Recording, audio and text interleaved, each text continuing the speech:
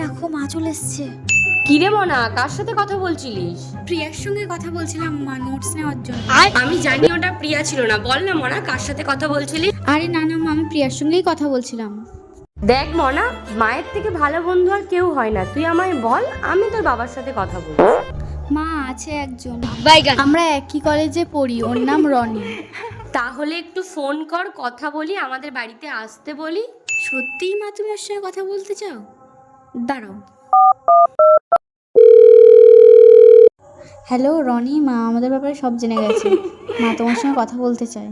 अब देख तू হ্যালো, হ্যাঁ হ্যাঁ ভালো আছি। এটা জেনে খুব ভালো লাগলো, আমার মেয়ের সমস্যা জানার পরেও তুমি আছো। এর আগে তো কেউ টেকেনি। মা কেন, তুমি জানো না ও তো ব্রাশ করে না, গাল থেকে গন্ধ বেরোয়। মাস্ক পরে যায় বুঝি? গা থেকে গন্ধ পাও না? ও তো 15 দিনে একবার স্নান করে, সেন্ট মেখে যায় বুঝি?